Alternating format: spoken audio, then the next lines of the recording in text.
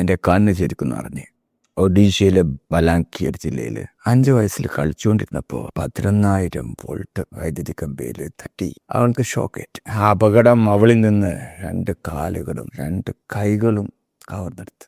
ദാരിദ്ര്യം, ശാരീരികമായ ബുദ്ധിമുട്ടുകൾ, ഒരു അനാഥാലയത്തെ എത്തിച്ചു. എന്നാൽ അവൾ കൈകാലുകളില്ലാതെ ഒരു മൂലയിൽ ഒതുങ്ങിക്കൂടാൻ തയ്യാറില്ലായിരുന്നു. അവൾ തൻ്റെ വായ കൊണ്ട് ചിത്രങ്ങൾ വരച്ച് പെയിൻറ്റിങ് ചെയ്യാൻ തുടങ്ങി. ആ കഴിവ് ലോകം ശ്രദ്ധിച്ച്.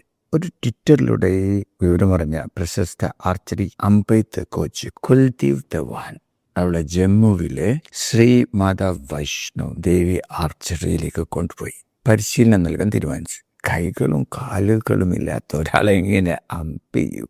എല്ലാവരും ചോദിച്ചത് അതാ. എന്നാൽ കോച്ച് അവൾക്കായി പ്രത്യേകമായി രൂപകൽപ്പന ചെയ്ത ഉപകരണങ്ങൾ നൽകി. അവൾ പരിശീലനം ആരംഭിച്ചു. വെറും 2 വർഷത്തെ കഠിനാധ്വാനം കൊണ്ട് 2025 ജനുവരിയിൽ 6ാമത് ദേശീയ പാരാ ഒളിമ്പിക്സ് ആർച്ചറി ചാമ്പ്യൻഷിപ്പിൽ അവൾ വേദിയിലെത്തി. ലക്ഷ്യത്തിലേക്ക് നോക്കി അവൾ അമ്പെയ്തു. സ്വർണം നേടി. ഇത് മറ്റാരുമല്ല, ലോകത്തെ ആദ്യത്തെ കൈകളും കാലുകളുമില്ലാത്ത ആർച്ചർ പായൽ നാഗ് ആയിരുന്നു.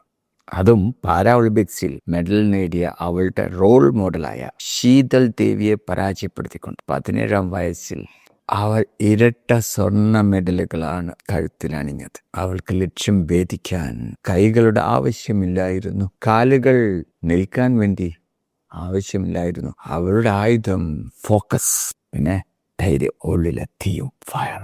നമ്മളെ തോൽപ്പിക്കാൻ ഒരു വിധിക്കും കഴിയില്ല.